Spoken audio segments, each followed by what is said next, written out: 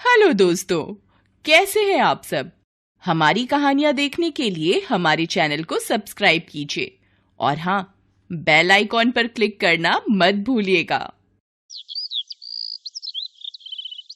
चंडीगढ़ शहर में शकुंतला देवी अपने भरे पूरे परिवार के साथ रहती थी। शकुंतला देवी के 3 बेटे सौरभ, शुभम और अर्जुन थे। उन तीनों की पत्नियां अंजलि, प्रियंका और गीतिका थी। बड़ी बहू का 10 साल का बेटा रोहन, मंझली बहू की भी एक बेटी वंशिका और सबसे छोटी बहू गीतिका का बेटा यश था। अब इतना बड़ा परिवार हो और घर में चहल पहल ना हो तो ऐसा तो हो ही नहीं सकता। अरे बाप रे, 5:30 बज गए। आज तो अलार्म भी नहीं बजा। ओ नो, लगता है घड़ी के सेल खत्म हो गए। अंजलि जल्दी से उठकर नहाकर पूजा पाठ करके जल्दी से भागते हुए किचन में जाती है, जहाँ पहले से ही उसकी दोनों देवरानियां काम पर लगी हुई थी। आज मुझे रोहन के लिए पास्ता बनाना है, वो कल ही बोल रहा था। हाँ, वंशिका भी बोल रही थी, इसलिए मैंने पास्ता बना दिया है। तीनों बच्चे वही ले जाएंगे। हाँ, लेकिन तीनों भाइयों के ले जाने के लिए तो सब्जी बनानी होगी। और माँ जी वो कल रात को ही नाश्ते में ओट्स खाने की बात कर रही थी। ठीक है, तो मैं सब्जी बना देती हूँ और प्रियंका दीदी आप माँ जी के लिए ओट्स बना देना। ऐसे वो सब घर के कामकाज में लग जाती हैं। 7 बजे घर वाले भी उठ जाते हैं। कुछ देर बाद अंजलि मेरी व्हाइट वाली शर्ट कहाँ है? अंजलि रसोई से ही चिल्लाती है। वही अलमारी में ही तो टंगी है, सामने ले लो। अरे नहीं मिल रही यार, तभी तो मांग रहा हूँ। न जाने कहाँ रखकर भूल जाती हो। अंजलि बीच में ही आटा गूंथना छोड़कर हाथ धोकर कमरे में जाती है और अलमारी से व्हाइट शर्ट निकाल कर देती है, जो कि बिल्कुल ही सामने टंगी हुई थी। ये क्या है, सामने ही तो टंगी थी, फिर दिखी क्यों नहीं। अंजलि वापस से रसोई में चली जाती है और फिर से आटा गूंथने लगती है। फिर तीनों अपने अपने बच्चों को स्कूल के लिए उठाकर नहलाकर तैयार कर देती हैं। ये लो तीनों, अपने अपने टिफिन जल्दी से बैग में रख लो, स्कूल बस आती होगी। सुनिए, आप क्या वहाँ बैठे बैठे फोन चला रहे हैं? जाइए जल्दी बच्चों को नीचे सोसाइटी के गेट तक छोड़ कर आइए। अगर 5 मिनट भी लेट हो गए ना तो स्कूल बस निकल जाएगी। अरे मैं इम्पोर्टेंट न्यूज पढ़ रहा हूँ, इंडिया पाकिस्तान के युद्ध के बारे में। अरे तुम ही छोड़ाओ ना, जरा सा ऊपर से नीचे चली जाओगी तो कौन सा घिस जाओगी। उफ, इनसे तो कुछ बोलना ही बेकार है। माँ जी आप। ना बाबा ना, मेरे बस की नहीं है बार बार ऊपर नीचे करना। तुम जवान खून हो, तुम ही जाओ। तीनों बहुएं हार थक कर खुद ही बच्चों को स्कूल बस तक ड्रॉप करके आती है। फिर घर आकर सबको नाश्ता करवाने के बाद, अपने अपने पतियों को ऑफिस भेजने के बाद और बाकी सब काम निपटाते निपटाते उन्हें दिन का 1 बज जाता है। अरे बाप रे, दिन का 1 बज गया। सोचा था थोड़ी देर आराम कर लेंगे, लेकिन अब तो खाना बनाने का समय हो गया। हाँ, स्कूल से बच्चे भी आ जाएंगे तो भूख भूख करेंगे। ऐसा कर गीतिका, आज कढ़ी चावल ही बना लेते हैं। हाँ, लेकिन पकौड़े वाली नहीं तो बच्चे नहीं खाएंगे। फिर एक रोज, माँ अंजलि, सब लोग यहाँ आओ, ये लो मिठाई खाओ। क्या बात है बेटा, बड़ा खुश नजर आ रहा है। माँ तेरे बेटे का प्रमोशन हो गया, प्रमोशन। अब मैं मैनेजर बन गया हूँ। हाँ क्या, सच में जी? वाह, ये तो बड़ी अच्छी बात है। शुक्र है ऊपर वाले का जो उन्होंने मेरी पूजा का फल हमें दे दिया। ओ मैडम, ये मेरी मेहनत का नतीजा है, इसमें तुम्हारी पूजा का क्या। छोड़ो ना भैया, वैसे इसी बात पर घर में पार्टी शार्टी होनी चाहिए ना, क्यों शुभम भैया? अरे हाँ, ये भी कोई कहने की बात है। डोंट वरी, घर में पार्टी होगी और मेरे ऑफिस के कुछ दोस्त और बॉस भी आ रहे हैं। हम सब मिलकर खूब एंजॉय करेंगे। और अंजलि, तुम तीनों मिलकर खाने में शाही पनीर, मलाई कोफ्ता, दाल मखनी, पूड़ी, बिरयानी और मीठे में गुलाब जामुन और शाही खीर बना लेना। और हाँ, स्नैक्स में पनीर टिक्का, मलाई चाप, फ्रेंच फ्राइज, पकौड़े वगैरह भी बना लेना। आप लोग फिक्र मत कीजिए, हम तीनों मिलकर सब कर लेंगे। आप तो बस जश्न की तैयारी करो। खाने में वो सभी तरह के पकवान बनाकर तैयार कर लेती हैं और सब काम निपटाने के बाद वो बच्चों को तैयार कर, साथ ही खुद भी पार्टी के लिए तैयार हो जाती हैं। कुछ देर बाद गेस्ट घर में आ जाते हैं। आइए बॉस, यहाँ बैठिए प्लीज। तुमने मुझे फोर्स किया इसलिए मैं आ गया सौरभ, लेकिन मैं ज्यादा देर नहीं रुक पाऊंगा। मुझे एक इम्पोर्टेंट मीटिंग में जाना है। मैं कुछ ही देर में यहाँ से चला जाऊंगा। कोई बात नहीं सर, आप आए यही बहुत है मेरे लिए सर। सौरभ बॉस की खातिरदारी करता है, जिसके बाद वो वहाँ से निकल जाता है। उधर रसोई में तीनों बहुएं बाकी सबकी डिमांड पूरी करने में लग जाती हैं। वो रसोई में गर्मा गर्म पूरी तलने लगती हैं, लेकिन इतने में उनका सिलेंडर खत्म हो जाता है। ओ नो, इस बार मैं तो सिलेंडर बुक करवाना ही भूल गई। अब वो पड़ोस से सिलेंडर लेने जाती है, जिसमें टेबल पर बैठे लोगों को काफी वेट करना पड़ता है। फिर कुछ देर बाद वो सबको गर्मा गर्म पूरी परोसती है, लेकिन सभी मेहमानों के जाने के बाद अर्जुन उन तीनों को खूब सुनाता है। तुम तीनों सारा दिन घर में पड़े पड़े करती क्या हो? हैं? तुम्हें इतना भी होश नहीं रहा कि सिलेंडर बुक करवाना है? बस रसोई में खड़े खड़े गप्पे मरवा लो इनसे। आखिर सारा दिन करती क्या हो? सारा दिन बस घर में पड़ी रहती है। इन्हें तो हमारी तरह मेहनत नहीं करनी होती ना। आप सबको लगता है हम रसोई में काम नहीं करती, बल्कि बस गप्पे ही मारती रहती हैं। घर का काम अपने आप हो जाता है। बताओ भला, सारा दिन कोलू के बैल की तरह काम करके पिसते रहो, फिर भी कहते हैं काम ही क्या करती हो। अब तो इनको सबक सिखाने का एक ही तरीका है, हड़ताल। हाँ, काम से हड़ताल। जैसे किसी कंपनी या फैक्ट्री के बाहर मजदूर लोग हड़ताल करते हैं ना, बिल्कुल वैसे ही। अब ना तो कल से हम खाना बनाएंगे, ना ही घर का कोई काम करेंगे। अब हम बस एक काम करेंगे और वो है आराम, और ये चैलेंज है। हाँ तो हम भी नहीं डरते, हम भी इसके लिए तैयार हैं। अब शर्मा निवास में एक जंग छिड़ गई घर के बहुओं और बेटों के बीच। अगली सुबह तीनों बहुएं आराम से अपने कमरे में लेटी रहीं। अरे आज सुबह के 6 बज गए, मुझे चाय मिलेगी या नहीं?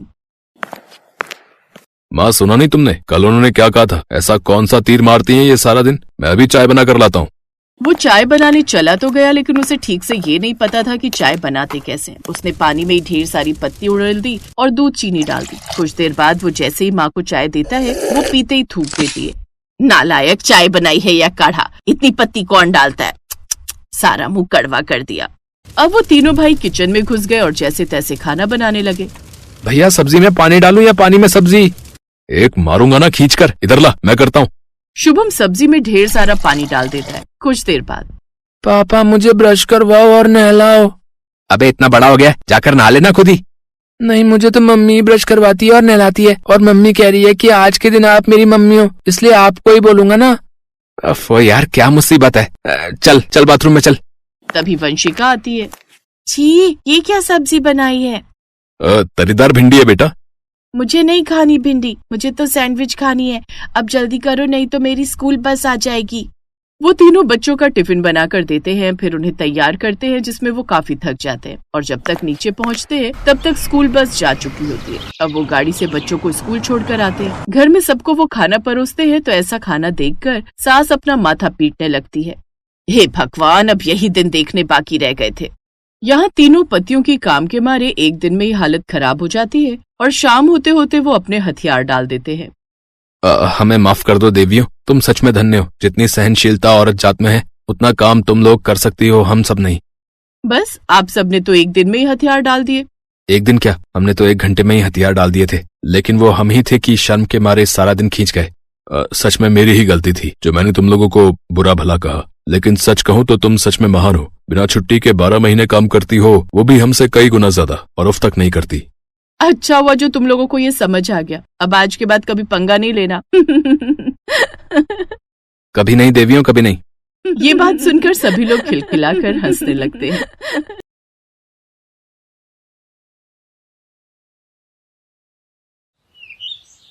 अरे कुछ नहीं, नकली चोटी लगाकर आती है वो, मुझे सब पता है।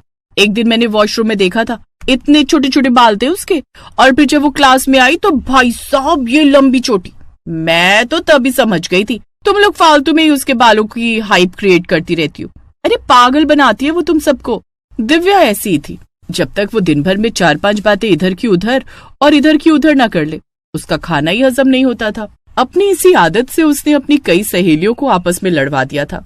पर ऐसे ही वक्त गुजरता चला गया और फिर दिव्या की शादी हो गई। अब मेरी बात सुनो ना।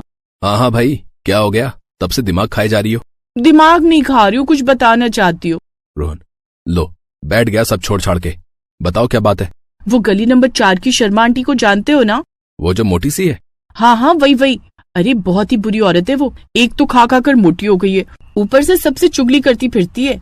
तुमने ये बताने के लिए मुझे यहाँ बैठा है? नहीं, ये बताने के लिए नहीं, बल्कि ये बताने के लिए कि उस मोटी की लड़की भाग गई है। भाग गई मतलब? अरे उसका किसी लड़के से चक्कर था, तो दोनों ने भागकर शादी कर ली।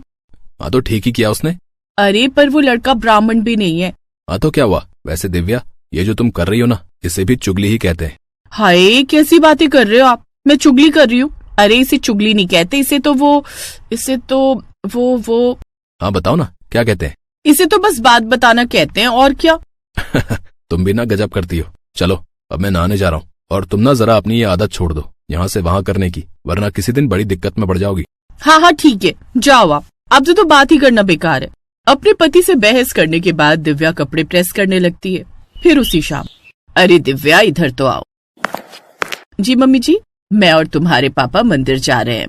अच्छा ठीक है मम्मी जी, 1 मिनट। वो मंदिर के पास जो लड़की बैठती है ना, फूल बेचने वाली, अरे वो गोरी सी। कौन? आरती?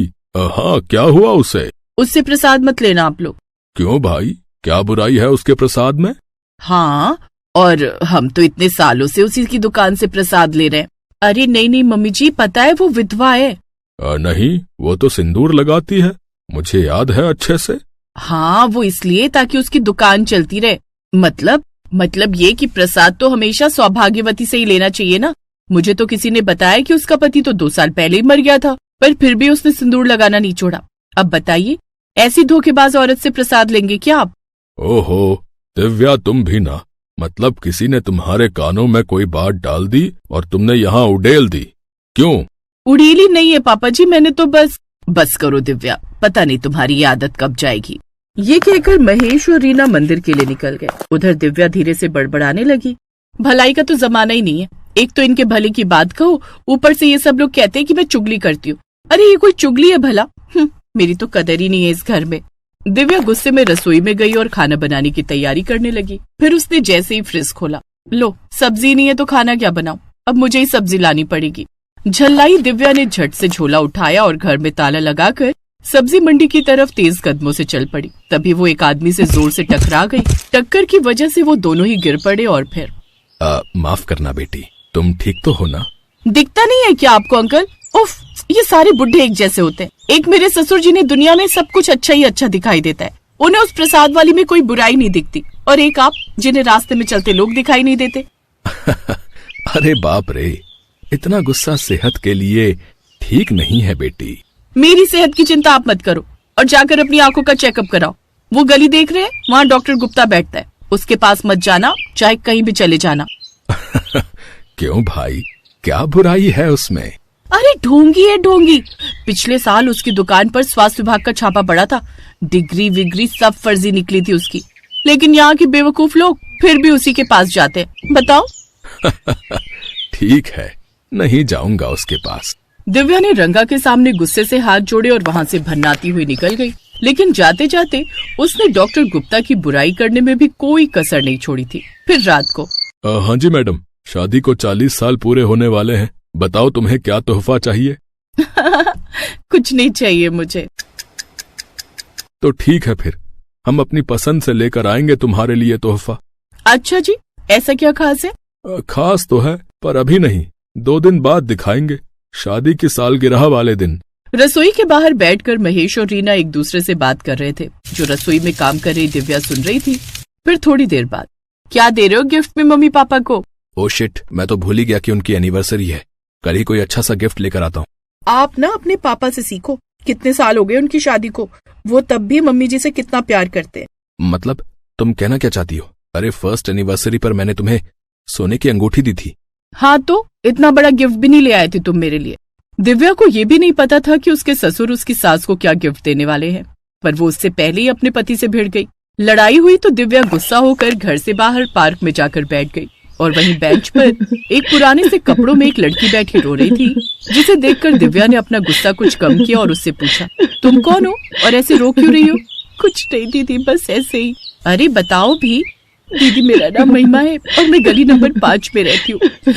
वहाँ मेरा ससुराल है, पर मेरे ससुराल वाले बहुत खराब है। मैं दिन भर काम करती हूँ लेकिन किसी को मेरी कद्र ही नहीं है।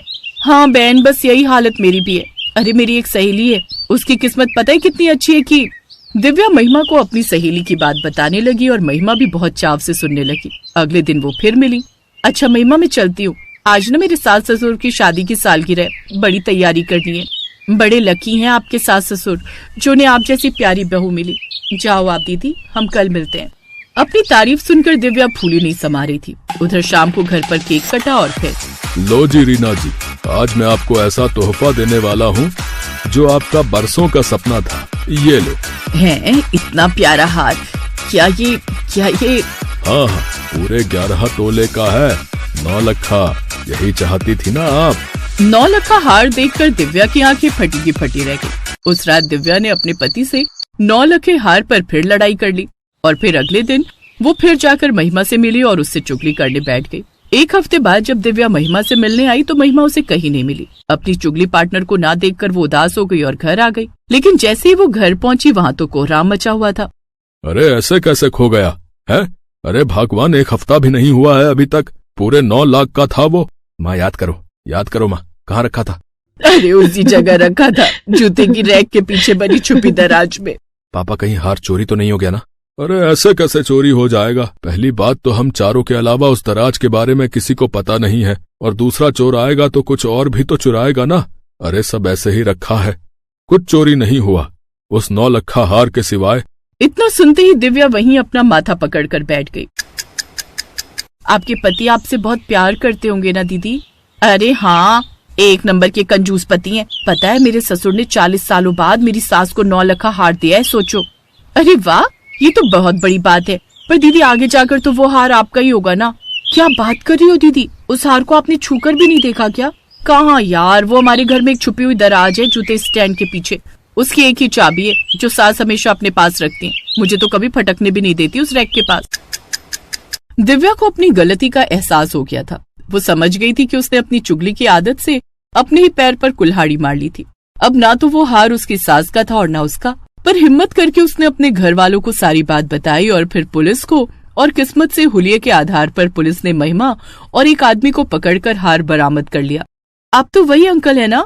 हाँ, मैं चोर हूँ, और जिस दिन तुम मुझसे टकराई थी तभी मैं समझ गया था कि तुम बहुत बेवकूफ हो, और मैंने ही महिमा को तुम्हारी दोस्त बनने को कहा था। पर हमारी किस्मत खराब निकली कि हम हार चुरा कर भाग नहीं पाए। पापा जी, मम्मी जी, रोहन, आप सब मुझे माफ कर दो। मैं आगे से किसी की चुगली नहीं करूंगी और अपनी आदत भी बदल दूंगी। पक्का ना? अगर ऐसा है तो तू ये हार पहनकर देख सकती है। और फिर वाकई दिव्या ने चुगली करना छोड़ दिया और हमेशा खुश रहने लगी। हेलो दोस्तों, कैसे हैं आप सब? हमारी कहानियां देखने के लिए हमारे चैनल को सब्सक्राइब कीजिए और हाँ, बेल आइकॉन पर क्लिक करना मत भूलिएगा।